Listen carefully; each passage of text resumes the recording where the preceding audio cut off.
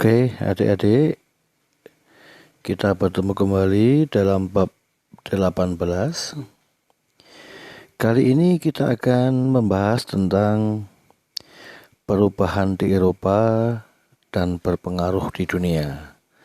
Jadi berbagai perubahan yang terjadi di Eropa dan perubahan itu berpengaruh di dunia. Dalam bab ini, apa saja yang akan kita pelajari? Yang pertama adalah A. Renaissance dan humanisme. B. Reformasi gereja. C. Merkantilisme. D. Revolusi Amerika. E. Revolusi Perancis. F. Revolusi industri di Inggris. G. Revolusi Rusia. Dan H. Sosialisme. Itulah yang akan kita pelajari dalam bab kita kali ini. Mari adik-adik kita bahas satu persatu subbab yang akan kita pelajari di bab 18 ini. Kita mulai subbab yang pertama, subbab A, Renaissance dan humanisme. Renaissance adalah keinginan melahirkan kembali kebudayaan Yunani dan Romawi. Namun, Renaissance bukan semata kebudayaan Yunani dan Romawi, tetapi kebudayaan baru yang mengandung unsur kebudayaan Yunani dan Romawi. Nah, orang-orang yang mempelajari peradaban Yunani dan Romawi tersebut disebut humanis. Jadi, humanisme adalah paham untuk mempelajari dan menyelidiki buku-buku pengetahuan yang ditinggalkan oleh orang-orang Yunani dan Romawi. Renaissance dan humanisme lahir di Eropa pada abad ke-16. Jadi boleh dikatakan Renaissance dan humanisme ini bentuk kerinduan orang Eropa akan kejayaan ilmu pengetahuan, rindu akan kejayaan peradaban Yunani dan Romawi. Sekarang kita menginjak subbab B, reformasi gereja. Reformasi gereja merupakan gerakan yang timbul dalam tubuh gereja yang hendak memberikan pembaruan di bidang kehidupan beragama, khususnya kehidupan iman. Gerakan reformasi gereja lahir karena sebagian besar kehidupan masyarakat dan budaya Eropa didominasi oleh gereja. Hal ini berlangsung selama abad pertengahan, yaitu abad ke-5 sampai ke-15 Masehi. Sejalan dengan Renaissance dan humanisme, timbul usaha untuk memperbarui bidang keagamaan. Tokoh-tokoh reformasi gereja diantaranya Martin Luther dari Jerman, John Calvin dari Perancis, dan Raja Henry VIII dari Inggris. Mereka adalah tokoh-tokoh reformasi gereja di Eropa. Berikutnya subbab C, kita membahas tentang merkantilisme. Merkantilisme adalah kebijakan politik ekonomi negara imperialis yang bertujuan memupuk kekayaan berupa logam mulia. Logam mulia merupakan ukuran kekayaan, kesejahteraan, dan kekuasaan bagi negara-negara imperialis, sehingga mereka berusaha menumpuk sebanyak-banyaknya. Paham ini berkembang dari abad ke-16 sampai ke-18. Pelopor-pelopor merkantilisme antara lain Thomas More, Sir James dari Inggris, Jean Baptiste Colbert dari Perancis, dan Antonio Serra dari Italia. Nah, di Perancis ini tokohnya Jean Baptiste Colbert, maka merkantilisme di Perancis sering disebut dengan istilah Colbertisme. Nah, itu ya deh ya. Sekarang subbab D, Revolusi Amerika. Orang-orang Inggris yang mencintai kebebasan dan kemerdekaan meninggalkan Inggris dan tinggal di Amerika. Namun Inggris tetap menganggap bahwa Amerika adalah jajahan Inggris. Inggris tetap memerintahkan agar hasil bumi Amerika dijual ke Inggris dan semua kebutuhan Amerika dicukupi dengan membeli barang dari Inggris. Hal ini tentu saja dengan harga yang ditentukan oleh Inggris. Inggris juga mewajibkan orang-orang Amerika membayar pajak yang tinggi. Dan orang Amerika mau membayar pajak asal mempunyai perwakilan di parlemen Inggris. Raja Inggris George III menolaknya. Amerika justru menjawab dengan no taxation without representation, bukan pajak tanpa perwakilan. Hal ini menimbulkan ketegangan antara Inggris dan Amerika. Puncaknya ketika kapal Inggris membawa teh datang ke Amerika dan mewajibkan Amerika membayar pajak teh. Amerika menolaknya dan orang Amerika menyamar sebagai orang Indian dan melempar teh-teh tersebut ke laut di pelabuhan Boston. Hal ini dikenal dengan Boston Tea Party tahun 1774. Maka meletuslah revolusi Amerika. Inggris dipimpin oleh Jenderal Cornwallis dan Amerika dipimpin oleh George Washington. Pertempuran meluas dari Lexington ke Boston. Akhirnya pihak Amerika menang dan diumumkan kemerdekaan Amerika. Declaration of Independence 4 Juli 1776. Dan inilah Hari Kemerdekaan Amerika Serikat yang merupakan lambang kebebasan, liberalisme, dan hak asasi manusia.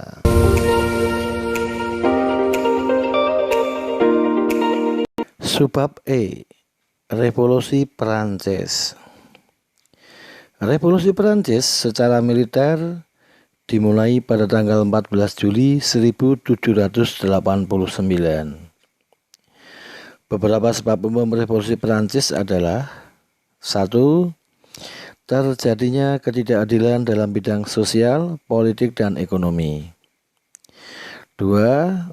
Munculnya rasionalisme dan Aufklärung.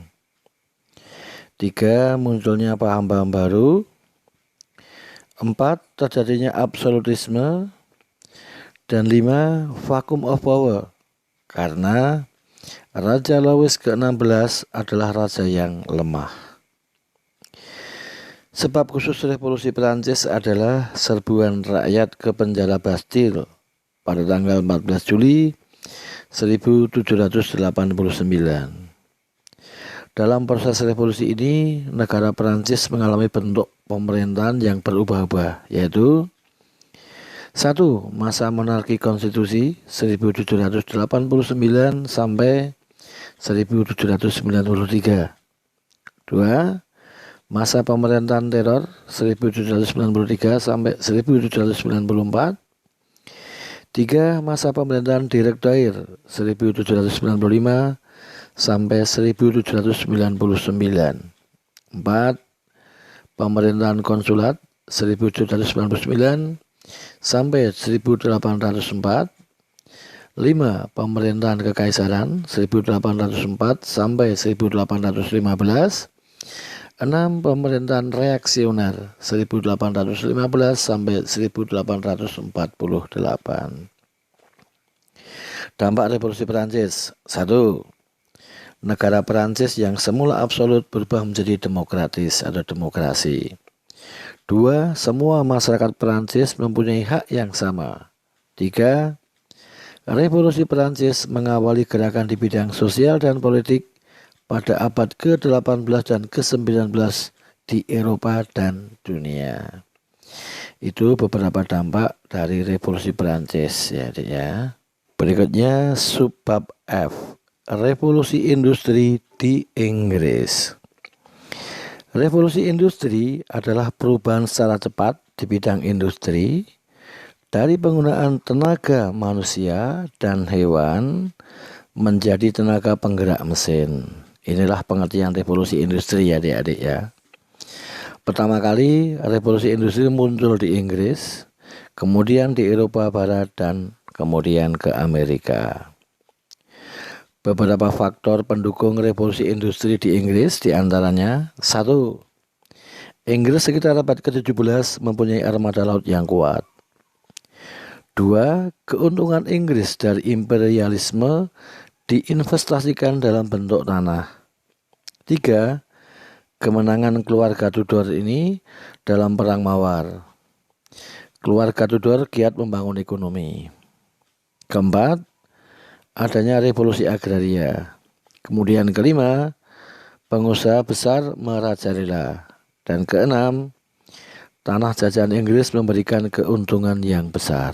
Kemudian penemuan-penemuan ilmiah dan teknologi serta adanya peleburan biji besi di Inggris. Dampak revolusi industri di Inggris. 1. Inggris muncul sebagai negara industri. 2. Munculnya lapisan sosial baru, yaitu golongan buruh dan pengusaha. Serta ketiga, timbulnya kerusuhan sosial. Hal ini berkaitan dengan kesejahteraan buruh yang justru sangat rendah. Maka muncullah kerusuhan sosial di Inggris. Subbab G. Revolusi Rusia.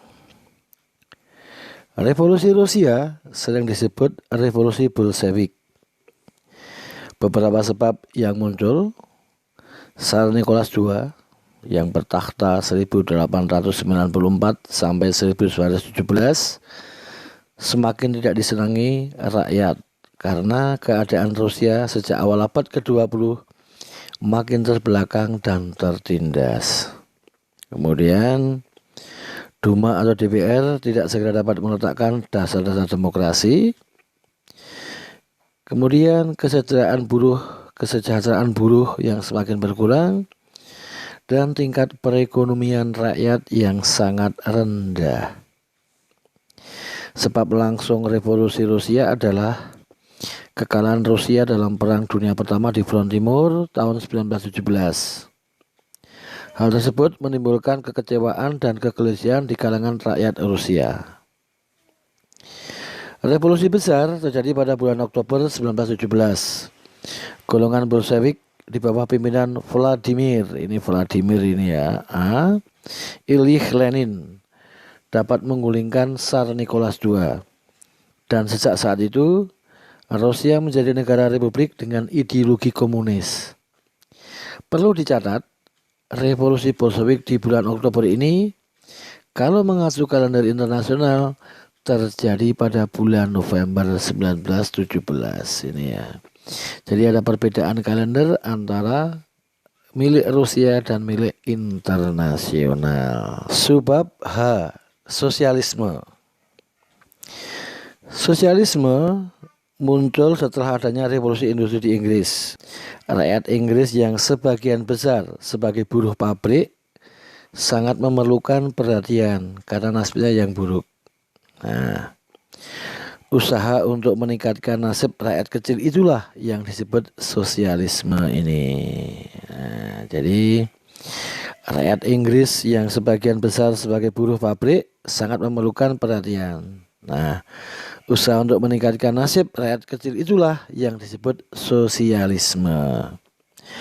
Tokoh-tokoh sosialisme diantaranya Robert Owen, Saint-Simon, Pierre Joseph Proudhon, Charles Fourier, Louis Blanc, Karl Marx, dan Frederick Engels. Ini adalah tokoh-tokoh sosialisme di Eropa.